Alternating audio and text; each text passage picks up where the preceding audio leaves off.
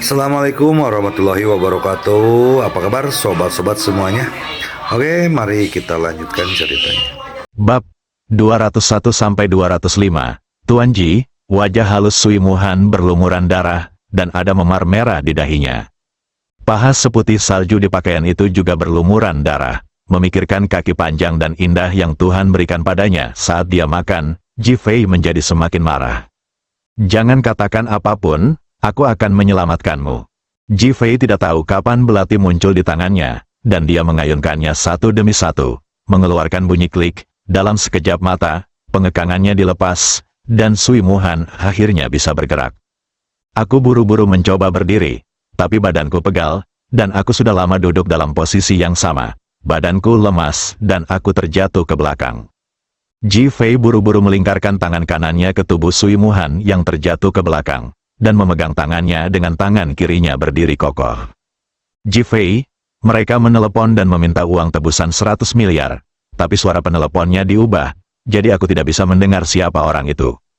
Sui Muhan sudah menggenggam badan mobil dengan tangannya dan berdiri diam, lalu berkata dengan cemas.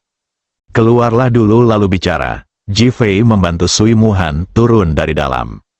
Li Ruoxi dengan cepat melangkah maju untuk mendukung Sui Muhan. Kakak, bagaimana situasinya? Karena mereka menjadi ibu baptis Tongtong, mereka sekarang menjadi saudara perempuan.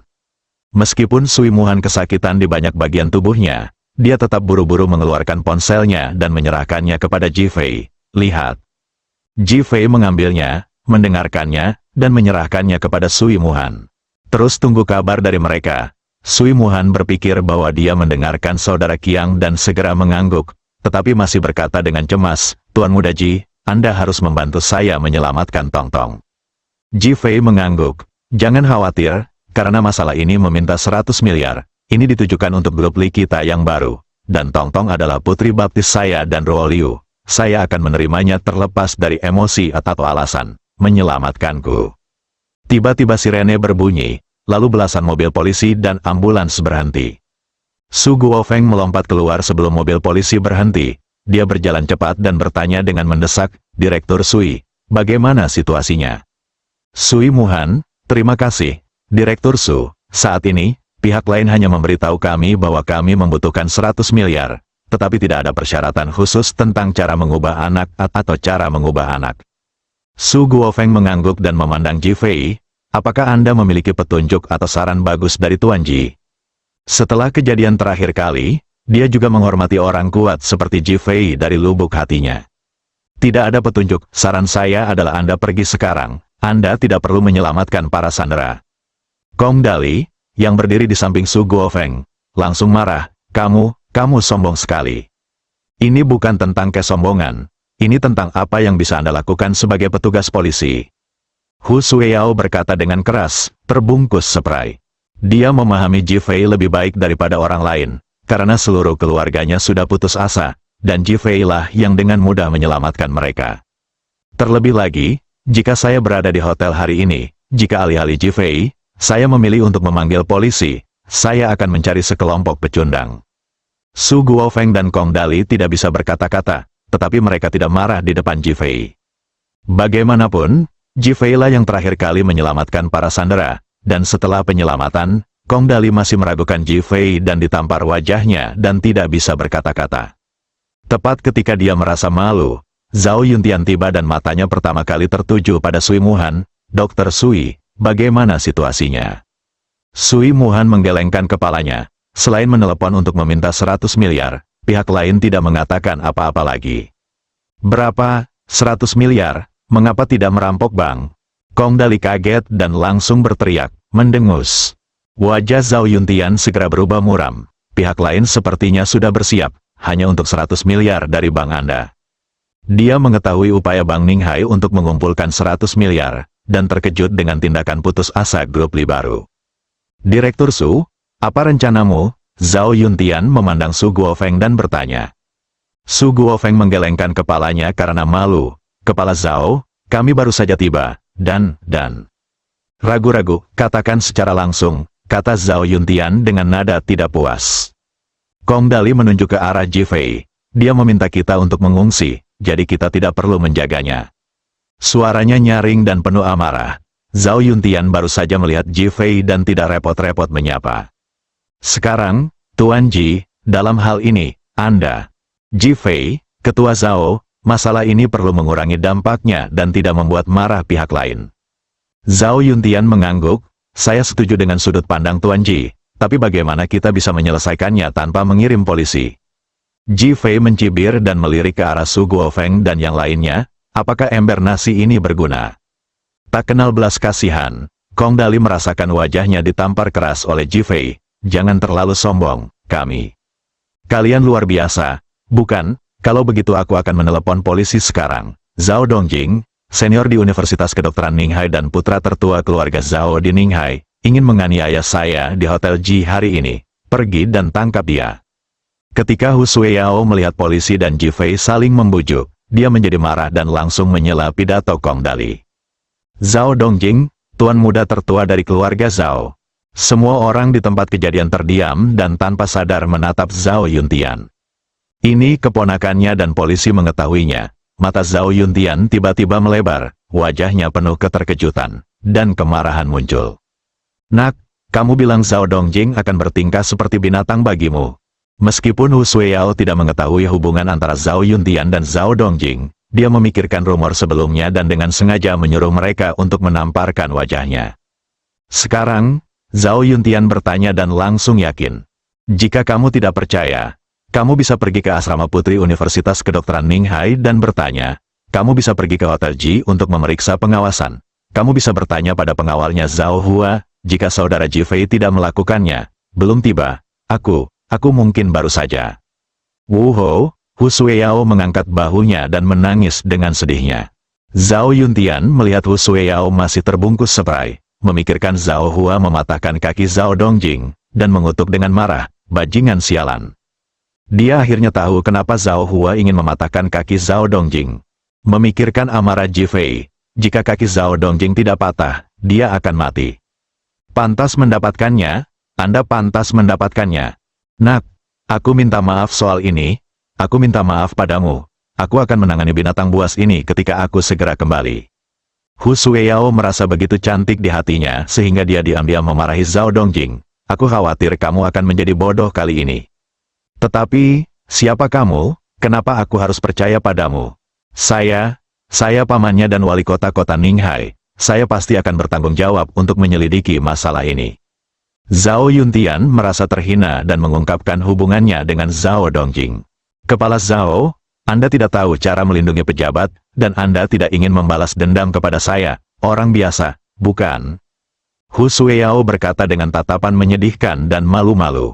Wajah Zhao Yuntian tiba-tiba memerah, seolah-olah dia telah ditampar keras 2 kali. Su Guofeng, kirim seseorang untuk segera menyelidiki masalah ini. Jika benar, tangkap binatang ini. Ekspresi Su Guofeng berubah drastis. Ini adalah cucu tertua dari keluarga Zhao. Mata membelalak tak percaya. Kepala Zhao, silakan kembali dan selidiki masalah ini. Mengenai masalah penyelamatan anak-anak, kami akan menyelesaikannya sendiri. Ji Fei berbicara pada saat yang tepat. Biarlah polisi mundur, mereka harus mundur, ini prinsipnya. Stimulasi langsung tidak berhasil, tetapi tindakan Hu Sueyao sangat efektif. Hal ini memungkinkan dia menggunakan keledai untuk membuat semua orang maju. Bab 202 Petunjuk Bao Kong Dali ingin berbicara, tetapi Su Guofeng menghentikannya dengan matanya. Masalahnya sekarang melibatkan Zhao Dongjing, yang sangat sensitif dan harus menunggu pengaturan Zhao Yuntian. Mundur, Zhao Yuntian langsung melambaikan tangannya, berbalik dan pergi. Su Guofeng dan yang lainnya terkejut. Mereka tidak menyangka wali kota Zhao yang bermartabat akan benar-benar menyerah kepada Ji Fei. Anda harus tahu bahwa kepala kota Zhao selalu sangat mendominasi dan tegas dalam jabatan resmi karena dia didukung oleh keluarga Zhao dan memiliki kemampuan pribadi yang kuat.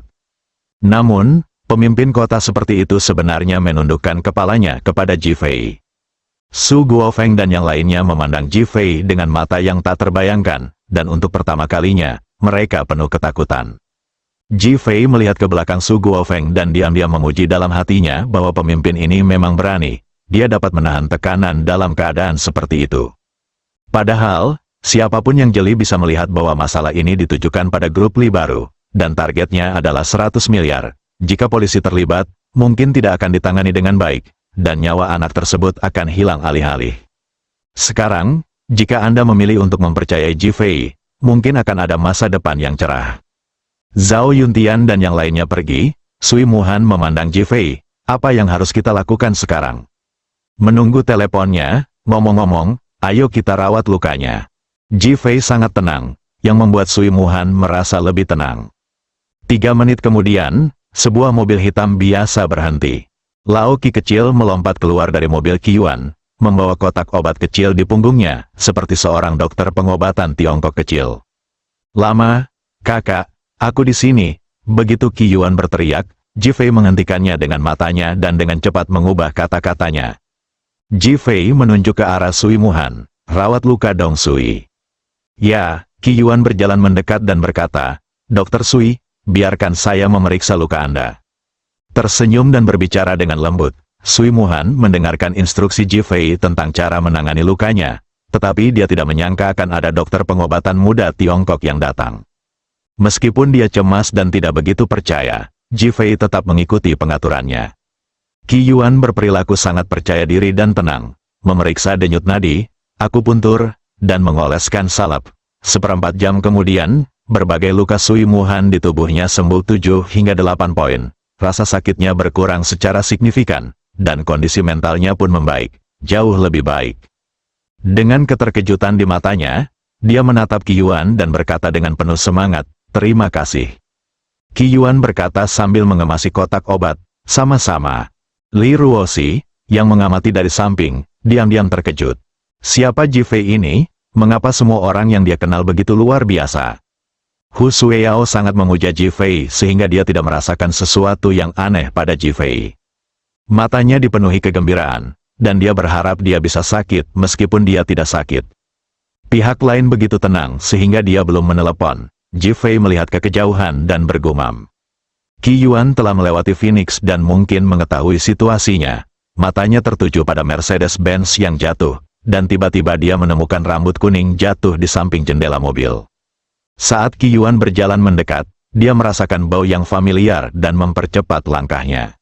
Ji Fei menemukan, ada petunjuk. Qiyuan tidak berkata apa-apa dan mengedipkan mata pada Ji Fei 3 kali. Ji Fei berjalan mendekat dan Qiyuan telah mengambil rambut emas seorang wanita dan menyerahkannya kepada Ji Fei. Ji Fei mengambil rambutnya, melihat ke dalam kegelapan, meletakkannya di bawah hidungnya dan menciumnya. Aroma parfum wanita yang menyengat menusuk hidungku. Namun, ada sedikit aroma obat Tiongkok dirasanya, yang tidak dapat dicium oleh orang biasa sama sekali.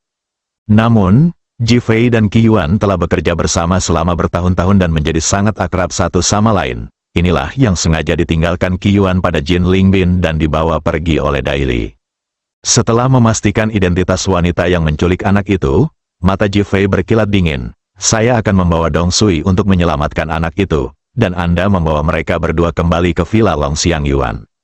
Bagus, Qiyuan segera mengangguk. Ji Fei memandang Li Ruoxi dan Hu Sueyao. Kalian berdua pulanglah sekarang, Qiyuan akan melindungimu. Dong Sui dan aku akan pergi menyelamatkan anak itu. Meskipun Li Ruoxi dan Hu Sueyao khawatir, mereka segera mengangguk, lebih berhati-hati. Ji Fei berjalan mendekat dan dengan lembut membantu Li Ruoxi merapikan pakaiannya. Jangan khawatir, saya akan berhasil menyelamatkan anak itu. Li Ruoxi mengangguk dengan mata penuh kepercayaan, lalu menatap Sui Muhan, Direktur Sui. Grup Li baru kita bertanggung jawab atas masalah anak kali ini. Saya minta maaf kepada Anda untuk ini. Sui Muhan menahan rasa sakitnya dan memaksakan senyuman. Tuan Li, saya yakin Tuan Ji dapat menyelamatkan anak itu. Ji Fei meminta Qiyuan untuk pergi dengan mobilnya, sementara dia mengendarai mobil hitam sederhana Qiyuan dan mulai mengemudi tanpa tujuan di jalan. Tuan Ji, kemana kita akan pergi? Ji Fei menggelengkan kepalanya. Jika pihak lain tidak memberitahu kita targetnya sekarang, kita tidak akan tahu kemana harus pergi untuk saat ini. Sui Muhan awalnya mengira Ji Fei berkata dia punya petunjuk dan masih penuh harapan, tapi langsung kaget dan terdiam. Ji Fei sangat tenang sekarang, karena tujuan pihak lain adalah meminta 100 miliar, selama uang tidak diberikan, pihak lain pasti tidak akan menyerang anak-anak. Dan selama pihak lain memanggil Sui Muhan, maka Ji Fei menunjukkan senyuman acuh tak acuh di matanya. Sisi lain, Deli si pirang menghubungi nomor ponsel Jack. Bagaimana? Jack dan Hua Yue sedang berada di hotel saat ini, menunggu panggilan datang setelah pertempuran. Suara Deli serius dan wajahnya tanpa ekspresi. Kita sudah berhasil mengendalikan anak itu, apa langkah selanjutnya? Jack dengan senang hati menepuk Hua Yue di sebelahnya dengan tangannya. Ah, Hua Yue berseru, sempurna, segera laksanakan rencananya, biarkan mereka mentransfer uangnya ke kartu bank asing, lalu merobek uangnya. Hua Yue terkejut, melupakan rasa sakitnya barusan, dan melihat ekspresi gembira Jack ketika dia berbicara tentang membunuh orang, seolah-olah itu bukanlah kehidupan, melainkan seekor ayam dan bebek. Tiba-tiba, seluruh tubuhku terasa dingin, dan semacam rasa takut menjalar dari atas kepalaku hingga ke telapak kakiku. Tangan Jack sudah memeluknya erat. Sayang, jangan takut, beberapa orang di dunia ini ditakdirkan untuk mati, karena kematian adalah tujuan mereka, dan beberapa orang perlu dicintai. Sama seperti kamu ditakdirkan untuk menjadi milikku, cinta sejati. Kegugupan Hua Yue berangsur-angsur mereda. Jack, jangan khawatir, selama kamu tidak meninggalkanku, aku akan selalu menjadi milikmu. Jack mengangguk puas. Dia hanya ingin menakut-nakuti Hua Yue, sebuah perusahaan bernilai 20 miliar atas namanya. Deli telah menutup telepon dan mulai menelepon Sui Muhan. Sui Muhan sedang duduk di dalam mobil, memegang ponsel di tangannya dan terlihat cemas. Ponselnya tiba-tiba berdering, dan dia sangat ketakutan sehingga dia melepaskan tangannya dan menjatuhkannya ke tanah. Ji Fei, yang sedang mengemudi, mengulurkan tangan dan menangkap telepon. Namun, tangan dan lengannya meluncur di atas kaki mulus dan putih Sui Muhan, dan seluruh tubuh Sui Muhan menggigil. Sangat sensitif, Ji Fei mengabaikannya. Saat aku selesai, dia bertingkah sangat sedih dan takut, memohon untuk tidak menyakiti anak itu. Sui Muhan mengangguk dan buru-buru menekan tombol untuk menghubungkan. Apakah kamu siap untuk 100 miliar? Suara Deli berubah lagi. Seluruh tubuh Sui Muhan menegang. Oke, siap, bagaimana dengan Tong Tong? Kamu tidak menyakitinya, kan? Tolong jangan sakiti anak itu. Sui Muhan bertingkah sangat ketakutan dan bersemangat, yang membuat Deli sangat puas. Anak itu baik-baik saja. Saya akan mengirimkan nomor kartunya sekarang, dan Anda siap mentransfer uangnya. Saya akan melepaskannya setelah uangnya diterima. Dengan keras, tutup telepon. Saat Sui Muhan hendak bertanya, mobil di bawah pantatnya sudah melaju ke arah timur laut seperti anak panah dari tali. Sui Muhan meraih kursi dengan kedua tangan dan menatap Ji Fei dengan wajah pucat. Tiba-tiba, Ji Fei melihat pemandangan seperti pemindaian radar yang muncul di ponsel yang ditempatkan Ji Fei di sistem navigasi mobil. Tuan Ji, apa ini? Jangan khawatir, kencangkan saja sabuk pengamanmu. Ji Fei berkata sambil menginjak pedal gas, mobil menjadi semakin cepat. Di sisi lain, Feng Huang meminta Xiao Lao Qiuan untuk menyinkronkan data ke ponsel Ji Fei. Ini adalah metode khusus mereka, dan penciuman adalah langkah paling penting untuk menentukan perkiraan lokasi pihak lain. Daili tidak tahu bahwa terakhir kali dia membunuh Jin Lingbin, dia telah dimanipulasi oleh Qiuan dan berada di bawah pengawasan. Dia baru saja menelepon dan segera menguncinya. Sui Muhan duduk di dalam mobil dan terus menatap ponselnya, tetapi dia tidak menerima pesan teks apapun, yang membuatnya sangat cemas. Bab 203, saya akan membuat pengecualian dan memberi Anda 2 peluang. Deli sedang mengendarai mobil berwarna putih dan mengemudi di sepanjang jalan tepi sungai. Orang yang tidak mengetahuinya mengira dia sedang mengemudi. Saya baru saja mengirim pesan teks, dan saya merasa lega ketika saya berpikir bahwa setengah jam kemudian, uang akan masuk ke rekening saya dan tugas akan selesai. Setengah jam berlalu dalam sekejap mata, dan Deli memutar nomor telepon Jack. Apakah kamu sudah menerima uangnya? Jack tertegun. Apakah kamu sudah memberitahuku? Diberitahu? Nada suara Deli penuh kebingungan. Tidak menerimanya, kata Jack sambil mengklik pesan teks di ponselnya. Deli pun sempat mengklik ponselnya, namun yang dilihatnya pesan teks tersebut gagal terkirim. Tidak bagus, sepertinya kita diganggu. Setelah Deli selesai berbicara, dia tidak repot-repot menutup telepon, menginjak pedal gas dengan keras, dan melaju cepat ke depan. Pada saat ini, mobil Ji Fei menderu keluar gang kurang dari 100 meter darinya. Mata Ji Fei tertuju pada 2 titik terang di layar ponsel, dan dia melihat kedua titik terang itu akan bertabrakan dengan hebat. Tiba-tiba dia mendongak. dan melihat rambut pirang tergerai dari jendela mobil, dan aroma kuat parfum bercampur obat Tiongkok menusuk hidungnya. Tidak ada yang salah, seringnya muncul di bibir Ji-Fei. Wajah Sui Muhan menjadi pucat, dan dia bersandar di sandaran kursi, tidak berani mengucapkan sepatah kata pun. Dia baru saja mengalami ditabrak dari belakang, dan sekarang dia sepertinya merasakan perasaan yang sama seperti ketika orang lain menabrak mobilnya. Kecepatan tinggi, gila, mengerikan, grogi. Ledakan, saat ia ketakutan, mobilnya bertabrakan keras dengan mobil Deli di depannya. Mobil Deli mengeluarkan suara keras dan bergerak ke samping. Tubuh Deli bergetar hebat dan kepalanya membentur setir dengan keras. Ketika Jack mendengar suara tabrakan mobil, dia segera menyadari ada sesuatu yang tidak beres. Dia langsung menutup telepon, melemparkan seluruh teleponnya ke toilet, dan menekannya dengan kuat. Sial, siapa pihak lain itu? Kamu mau? Sandranya akan mati? Hua Yue tidak tahu kenapa dan menjadi pucat. Jack, apa yang terjadi? Jangan khawatir, ayo keluar dari sini dulu. Jack agak beruntung sekarang, karena dia dan Hua Yue ada di hotel sekarang. Jika tidak, jika mereka berada di grup Bai Hua, mereka akan langsung menjadi sasaran. Di dalam mobil hitam, di bawah benturan keras, tubuh Sui Muhan terbanting ke depan, dan tiba-tiba ada tekanan kuat di depannya. Mau tidak mau dia berteriak pelan, melihat ke bawah, Ji-Fei memblokirnya dengan lengannya. Sakit, tapi ada perasaan aneh, melihat ke sisi berlawanan. Deli melompat keluar dari mobil, ada darah di dahinya, tapi dia tidak mempedulikannya dan berlari menuju bagasi mobil. Tetap di dalam mobil dan jangan keluar. Setelah Ji-Fei selesai berbicara, dia membuka pintu mobil, dan dengan suara mendesing, tubuhnya melesat seperti anak panah dari tali. Deli hendak membuka bagasi, tetapi ketika dia melihat Ji-Fei datang, dia dengan cepat menggerakkan tubuhnya ke belakang dan menyentuh pinggangnya. Ledakan, kaki Ji-Fei menyapu tubuh Deli, menyebabkan seluruh tubuh Deli terbang dan jatuh ke belakang. Ji-Fei mengeluarkan belati dari tubuhnya dan mengayunkannya ke bagasi mobil. Klik, klik, terdengar suara pemotongan logam, dan batangnya dibelah.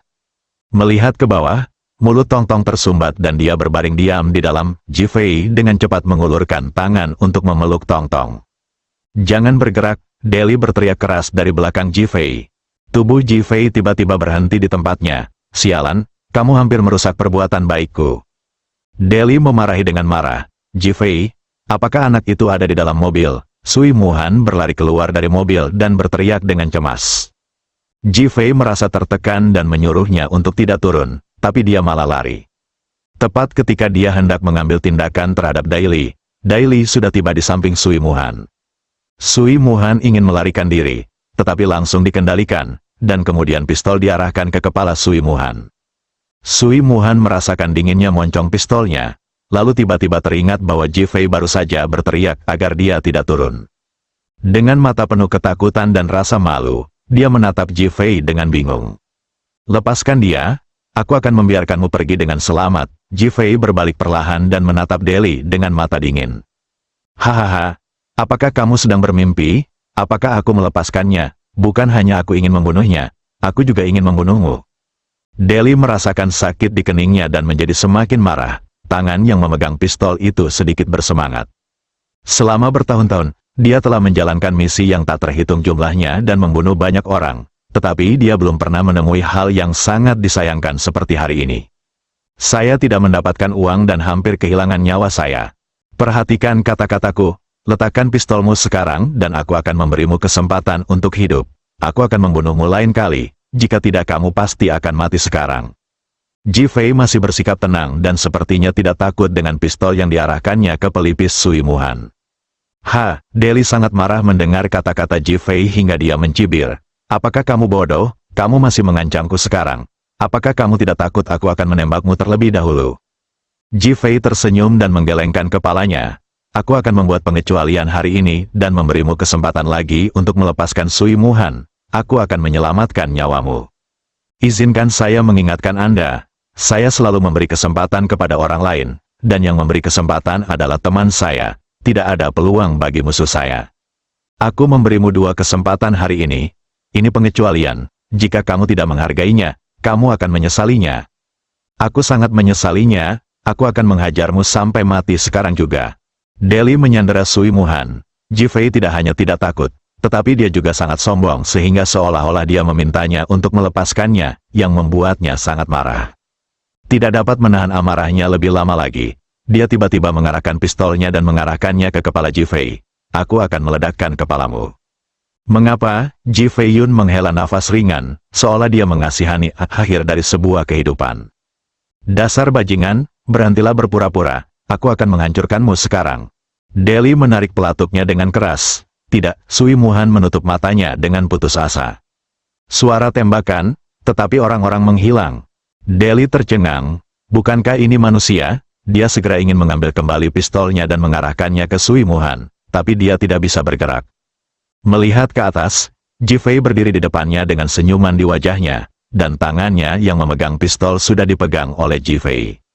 Ada senyuman menawan di wajahnya, namun ada aura kematian di senyumannya. Sedingin es, takut, bagaimana kamu ingin mati? Suara Ji Fei seperti aliran es yang jatuh ke tubuhnya, langsung meleleh dan menyebarkan rasa dingin ke seluruh tubuhnya. Dai Li memegang pistol di tangannya dan berdiri di sana dengan pandangan kosong, dia tidak bisa membayangkan bagaimana Ji Fei melakukannya. Anak itu ada di dalam mobil, pergi dan selamatkan anak itu. Ji Fei menarik Sui Muhan. Sui Muhan tidak bangun sampai dia merasakan kehangatan dari tangan Ji Fei. Memikirkan betapa aku baru saja tidak patuh. Aku dipenuhi dengan penyesalan. Aku. Selamatkan anak itu, Ji Fei langsung menyela. Sui Muhan pergi dengan wajah penuh rasa malu. Cahaya dingin Ji Fei menyinari wajah Deli. Deli bergidik, apa yang akan kamu lakukan? Ji Fei tidak berkata apa-apa dan menyeretnya ke belakang mobil. Saat berikutnya, tangan itu tiba-tiba mengerahkan tenaga dan terdengar bunyi klik. Ah! Pergelangan tangan Deli yang memegang pistol patah, dan dia berteriak dengan sedih, sialan, beraninya kau menghancurkanku, aku akan membunuhmu. Bab 204 Pengalaman Hidup Tong Tong, bunuh aku, apa yang kamu andalkan untuk membunuhku? Apakah kamu bisa membunuhku ketika kamu baru saja mengambil pistol, sekarang kamu cacat, apakah kamu masih bisa membunuhku? Ejekan menghina Ji Fei terdengar di telinga Deli. Tubuh Deli langsung menegang, amarah dan keengganan melintas di wajahnya. Katakan padaku, siapa yang mengirimmu, HMPH, bunuh aku tidak akan memberitahumu. Kamu benar-benar tidak mau mengatakannya, jangan bilang. Ji Fei menghela nafas. Sayang sekali, kamu harus menjadi korban orang lain. Deli tercengang, bang, Ji Fei memukul mulutnya dengan tinjunya. Engah, Deli memuntahkan seteguk darah, dan semua giginya tanggal, kamu. Tunggu saja dan menderita, bang. Telapak tangan Ji Fei membentur leher Deli, tubuh Deli lemas dan dia terjatuh tak sadarkan diri. Ji Fei mengambil pakaian Deli, mengambilnya, membuka bagasi mobil, dan melemparkannya ke dalam. Dia tidak punya waktu untuk memperhatikan ikan kecil dan udang ini. Jika dia menyerahkannya pada Qi Yuan, dia pasti punya banyak cara untuk membuat Deli mengungkapkan apa yang dia ketahui. Saat ini, Sui Muhan telah membawa Tong Tong keluar dan berjalan cepat menuju Ji Fei. Dia berkata dengan cemas, Tuan Ji, Tong Tong masih pingsan dan belum bangun. Jangan khawatir, biarkan aku melihatnya. Ji Fei membawa Tong Tong dan yakin dia pingsan, tidak apa-apa, jangan khawatir. Setelah mengatakan itu, dia menekankan tangannya 2 kali pada tubuh Tong Tong, dan Tong Tong perlahan membuka matanya. Melihat Sui Muhan dan Ji Fei, Bu, ayah, Wuho. Karena menangis dengan suara keras, jangan menangis Tong Tong, ibu ada di sini. Sui Muhan menangis dan memeluk Tong Tong erat-erat. Tong Tong memeluk leher Sui Muhan, Tong Tong takut, Tong Tong takut. Sui Muhan menangis, jangan takut, Tong Tong, ibu ada di sini. Tong Tong menginginkan ayah, Tong Tong ingin ayah melindungiku. Air mata di wajah Sui Muhan langsung menangis, dan dia memeluk Tong Tong erat-erat, diam-diam menghiburnya. Dia tidak tahu siapa ayah Tong Tong. 5 tahun yang lalu, dia seperti bermimpi, seolah-olah dia tidur dengan seorang pria sepanjang malam. Ketika dia bangun, dia mengetahui bahwa dia telah kehilangan keperawanannya dan kemudian memiliki Tong Tong. Hal ini membuatnya merasa sangat putus asa dan bahkan berpikir untuk bunuh diri. Tetapi ketika dia memikirkan tentang anaknya, dia tidak bisa bersikap kejam. Akhirnya dia memutuskan untuk memiliki bayi tersebut. Namun, sebagai putri dari keluarga Sui, keluarga terbesar di Provinsi Ningchuan, dia awalnya adalah pion penting dalam pernikahan keluarga Sui, tetapi dia memiliki anak perempuan tidak sah, dan hal ini tidak dapat dijelaskan dia untuk menggugurkan anak itu. Tapi Sui Muhan dengan tegas menolak, jadi dia diam-diam meninggalkan keluarga Sui dan melarikan diri ke kota Ninghai. Tepat ketika dia tidak mendapat dukungan dalam hidup, saudara Qiang menemukannya dan memintanya menjadi manajer Bank Ninghai. Pada saat itu, dia masih waspada terhadap saudara Qiang, mengira dia mempunyai rahasia tersembunyi. Setelah beberapa tahun, dia menyadari bahwa dia tidak punya ide lain selain membantu dirinya sendiri. Selama bertahun-tahun, dia juga memikirkan pria mana yang melakukan hal kejam padanya. Jika seseorang dengan polosnya mengetahui siapa ayah kandung anak tersebut, bagaimana dia akan menghadapinya? Ini selalu menjadi masalah baginya. Ketika Tong Tong bertanya siapa ayahnya, dia harus mengatakan bahwa ayahnya pergi karena kelakuan buruk Tong Tong. Tujuannya adalah agar Tong Tong tidak terlalu berharap pada ayahnya dan tidak terlalu merindukan ayahnya. Hari ini, dia diculik dan dia merasa sangat tidak berdaya saat melihat anaknya kesakitan dan sedih. Pada saat ini, sepasang tangan besar diletakkan di pinggangnya, lalu tangan lainnya melingkari punggung Tong Tong, dan terakhir punggung Sui Muhan. Sui Muhan merasa seluruh tubuhnya langsung menegang. Melihat secara mekanis, Ji Fei menatap ibu dan anak perempuan mereka dengan mata jernih. Tong Tong, berhenti menangis, ayah baptisku ada di sini. Tangan kecil Tong Tong yang semula memeluk Sui Muhan membukanya dan memeluk leher Ji Fei. Ayah, Tong Tong punya ayah, ayah ingin melindungi Tong Tong. Menangis dengan keras, Ji Fei juga tergerak oleh kepolosan anak itu dan memeluk mereka berdua lebih erat. Jangan khawatir Tong Tong, ayah adalah Ultraman. Setelah Sui Muhan merasa gugup barusan, dia tiba-tiba merasakan perasaan yang tidak bisa dijelaskan. Alangkah baiknya jika Tong Tong memiliki ayah seperti Ji Fei. 5 menit kemudian, Tong Tong tertidur karena menangis.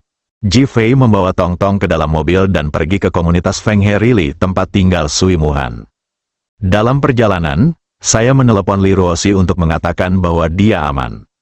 Ji Fei menelepon Qi Yuan lagi dan memintanya untuk menunggunya di Feng He Rili dan membawa Deli pergi untuk diinterogasi. Setengah jam kemudian, Ji Fei dan Qi Yuan selesai serah terima, dan Qi Yuan pergi. Ji Fei menyuruh Sui Muhan dan Tong Tong ke pintu rumahnya. Aku tidak akan masuk. Terima kasih, Tuan Ji. Mata Sui Muhan berbinar-binar, dan jantungnya terasa seperti berdebar kencang. Sama-sama, istirahatlah dengan tenang. Aku akan mengatur seseorang untuk melindungimu. Sui Muhan mengangguk, membuka pintu dan mengambil Tong Tong. Kembalilah lebih awal. Dia membawa Tong Tong ke kamar dan menutup pintu. Ji Fei berbalik untuk pergi ketika dia mendengar Tong Tong menangis dan berteriak dari dalam. Tong Tong menginginkan ayah, Tong Tong ingin ibu dan ayah memelukku dan tidur. Entah kenapa, tapi tiba-tiba aku merasakan kesedihan yang tak bisa dijelaskan di hatiku. Tong Tong berumur 5 tahun, dia kehilangan orang tuanya ketika dia berumur 8 tahun. Berapa hari dan malam dia memiliki harapan seperti itu, kesepian dan rasa sakit di hatiku masih membekas hingga saat ini. Saya berbalik dan pergi, merasa sedih. Sui Muhan di dalam rumah membuka pintu dan merasa kecewa saat melihat koridor kosong. Saat Tong Tong menangis, betapa dia berharap Ji Fei, yang baru saja memeluknya dan Tong Tong, benar-benar bisa memeluk mereka erat-erat di tempat tidur. Dia bayangan Ji Fei memenuhi pikirannya. Jack seperti semut di panci panas saat ini. Dia menelepon beberapa kali berturut-turut, tetapi tanggapan pihak lain adalah dia tidak dapat menghubungi Deli. Mungkinkah dia sudah mati? Ketika Jack memikirkan kemungkinan ini, dia tidak sedih. Sebaliknya, dia sangat ingin Deli benar-benar mati. Jika dia masih hidup, itu akan menjadi masalah baginya. Akhirnya, dia menelepon ayahnya Jefferson. Ayah, saya meminta Deli untuk menculik putri ketua Bank Ninghai. Tetapi gagal, saya tidak dapat menghubungi siapapun sekarang. Saya tidak berani menyembunyikannya. Jefferson sangat marah. Sialan, apakah kamu bodoh atau babi? Kerajaan naga adalah masyarakat yang diatur oleh supremasi hukum, dan kamu memprovokasi pemerintahan mereka. Ayah, apa yang harus aku lakukan sekarang? Amati respon pemerintah kerajaan naga dan selalu bersiap untuk melarikan diri. Tapi saya membeli Baihua Group, dan saya harus menawar tanah rumah kesejahteraan anak. Keselamatan adalah yang utama. Hanya dengan mengutamakan keselamatan Anda dapat menghasilkan uang dan membelanjakan uang. Aku tidak akan pergi. Aku ingin tinggal. Kamu sangat ahli dalam hal itu, patah. Jefferson menutup telepon dan langsung menanyakan sikap Long Guo terhadap insiden penculikan di kota Ninghai melalui berbagai saluran. Di gerbang komunitas Feng Lili, Su Guofeng, Kong Dali dan lainnya melihat Ji Fei pergi dan berjalan keluar. Sekarang, melihat bagian belakang mobil Ji Fei, aku merasa tak terlukiskan kecuali keterkejutannya. Mereka benar-benar menyelamatkan para sandera. Sekarang, mereka merasa tidak berguna di depan Ji Fei. Dia segera menelepon kepala kota Zhao untuk melapor. Bab 205 pilihan keluarga Zhao. Apa? Ini tidak mungkin benar. Zhao Yunfeng langsung menyangkalnya setelah mendengar cerita Zhao Yuntian tentang Hu Sueyao yang dianiaya oleh Zhao Dongjing. Suara Zhao Yuntian marah. Bawa Zhao Hua ke sini. Bukankah semuanya akan jelas? Zhao Yunfeng segera mengangguk dan melihat pengawal di sampingnya. Pergi dan bawa Zhao Hua kepadaku. Pengawal itu segera berjalan menuju sebuah ruangan di sudut rumah sakit. Zhao Hua dikendalikan oleh mereka di ruangan itu karena mereka tidak tahu apakah dia pengkhianat dan khawatir akan pelariannya. Saat ini, di dalam kamar, Patah, Xiao Yue berbicara kepada Zhao Hua lagi. Aku memintamu untuk melindungi anakku, tetapi kamu mematahkan kaki anakku, kamu menggigit anjing. Wajah Zhao Hua pucat, matanya penuh amarah.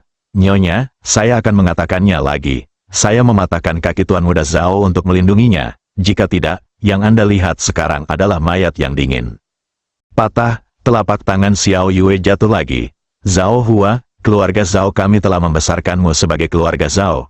Tapi kamu masih begitu tidak tahu malu dan keras kepala. Kamu hanya mencari kematian. Nyonya, saya hanya akan menjelaskan masalah ini kepada wali kota Zhao. Dan dia tentu saja akan mengerti. Saya beritahu Anda, jika Anda memukul saya lagi, saya akan bersikap kasar. HMPH, aku baru saja bilang kalau kamu adalah anjing yang menggigit pemiliknya, dan sekarang kamu akan menyerangku. Akan aneh jika aku tidak membunuhmu. Xiao Yue menepuk tangannya lagi. Bang, Zhao Hua langsung meraih pergelangan tangan Xiao Yue. Saya berterima kasih kepada keluarga Zhao. Jika tidak, saya tidak akan pernah menjadi seseorang yang dapat Anda hina. Berpikir bahwa dia dilahirkan sebagai prajurit istimewa. Dipermalukan oleh Xiao Yue sungguh memalukan dan terhina. Bang, saat ini, pintu dibuka. Ketika Xiao Yue melihat bahwa itu adalah pengawal Zhao Yunfeng, dia segera berteriak, Xiao Han, cepat kemari dan lumpuhkan anjing yang menggigit pemiliknya ini. Ketika pengawal itu mendengar bahwa Zhao Hua dipukuli, dia gemetar ketakutan. Memang benar mereka adalah pengawal, tetapi dibandingkan dengan Zhao Hua, Zhao Jie dan lainnya, dia lemah. Dia adalah master sejati, dan 4 atau 5 dari mereka bersama-sama bukanlah tandingannya. Nyonya, Tuan Muda meminta Zhao Hua untuk datang dan menanyakan sesuatu. Ketika Xiao Yue mendengar bahwa Zhao Yuntian akan datang, dia segera menahan amarahnya dan berkata, Zhao Hua, bagaimana kamu menjelaskannya? Setelah mengatakan itu, dia menarik kembali tangannya dengan paksa. Ketika Zhao Hua mendengar bahwa Zhao Yuntian akan datang, semua keluhan di hatinya tiba-tiba muncul dan dia keluar dengan cepat. Zhao Yuntian melihat pipi Zhao Hua merah dan bengkak, sudut mulutnya berdarah, dan wajahnya tiba-tiba menjadi gelap. Siapa yang memukulnya? Tidak apa-apa, Zhao Hua menahan kata-katanya. Xiao Yue menghela nafas lega. Di keluarga Zhao, tidak ada yang berani melanggar perintah Zhao Yuntian. Namun, dia tidak berterima kasih kepada Zhao Hua. Menurutnya, Zhao Hua ini adalah seorang pengecut yang bahkan tidak berani mengatakan yang sebenarnya. Aku bahkan menyesal telah memukulinya dengan ringan tadi. Ada apa dengan Zhao Dongjing? Zhao Yuntian bertanya langsung. Zhao Dongjing ingin menganiaya seorang gadis bernama Hu Sueyao di Hotel Ji Fei. Gadis itu adalah saudara perempuan Ji Fei. Saat saya masuk, Zhao Dongjing harus melepas pakaiannya. Ji Fei sangat marah saat itu dan hendak mengambil tindakan. Anda juga tahu betapa menyedihkan akibatnya jika Ji Fei mengambil tindakan. Jadi saya mengambil tindakan dan mematahkan salah satu kaki Zhao Dongjing untuk menyelamatkan nyawa Zhao Dongjing. Kemudian, saya berlutut dan memohon pada Ji Fei untuk menyelamatkan Zhao Dongjing. Ji Fei akhirnya setuju, tetapi meminta saya untuk mematahkan kaki Zhao Dongjing yang lain, jadi saya langsung mematahkannya. Zhao Hua menghadap Zhao Yuntian dan menceritakan secara singkat apa yang terjadi. Namun, begitu dia selesai berbicara, Xiao Yue bergegas seolah-olah menjadi gila, mengangkat tangannya dan menamparkan Zhao Hua lagi. Zhao Hua langsung menghindar. Nyonya, Zhao Dongjing memukul mulut saya 2 kali, dan Anda memukul saya 4 kali. Saya sudah menebus semua permintaan maaf saya kepada Anda. Bah 1, dasar orang hina, anjing penipu, beraninya kamu meneriakiku, kamu harus mati jika mematahkan kaki anakku. Zhao Yunfeng, jaga wanitamu, Zhao Yuntian berteriak dengan dingin. Diam, Zhao Yunfeng segera berteriak pada Xiao Yue. Xiao Yue sangat ketakutan sehingga dia segera menutup mulutnya. Zhao Yuntian mengangkat tangannya dan menepuk bahu Zhao Hua. Terima kasih telah menyelamatkan Zhao Dongjing. Xiao Yue salah tentang apa yang terjadi hari ini, dan aku akan memintanya untuk meminta maaf padamu. Wajah Zhao Hua yang merah dan bengkak menunjukkan kegembiraan, dan matanya sedikit lembab. Merupakan penghinaan besar bagi seorang pria untuk ditampar mulutnya. Jika bukan karena dia juga anggota keluarga Zhao, bagaimana dia bisa mentolerirnya? Tuan muda, saya baik-baik saja, terutama, apa yang harus dilakukan Ji Fei? Pengecut, dia mematahkan kaki anakku. Jika aku tidak membalas dendam padanya, dia akan membakar dupa. Kalau tidak, aku tidak akan membiarkan dia tinggal di kota Ninghai. Zhao Yunfeng, mulut panjang, Zhao Yuntian berbicara. Patah, Zhao Yunfeng sangat patuh dan memiliki mulut terhadap Xiao Yue. Saudaraku, kamu benar-benar membiarkan Zhao Yunfeng memukulku. Xiao Yue tidak percaya dia benar-benar mengambil tindakan. Rumah kesejahteraan anak-anak dibajak, dan Ji Fei lah yang membunuh gangster itu. Hari ini, Putri Ninghai Bang Sui Muhan diculik, Ji Fei menyelamatkan anak itu. Zhao Dongjing ingin menganiaya saudara perempuan Ji Fei. Apakah menurutmu dia tidak puas dengan hidupnya? Ah, Xiao Yue sangat ketakutan hingga dia gemetar dan tanpa sadar mundur selangkah, merasakan udara dingin keluar dari seluruh punggungnya. Zhao Yunfeng tidak bisa menahan nafas panjang. Ini tidak bisa lagi dijelaskan oleh orang biasa. Saudaraku, dari mana asal-muasal Ji Fei ini? Zhao Yuntian menggelengkan kepalanya. Satu-satunya berita yang saya tahu adalah menantu keluarga Li. Mendesis, Zhao Yunfeng menarik napas. Dia mengetahui hal ini. Dia berpikir bahwa dengan identitas Zhao Yuntian, dia bisa mengetahui lebih banyak, tetapi hasilnya sama. Ini menunjukkan bahwa Ji Fei benar-benar misterius.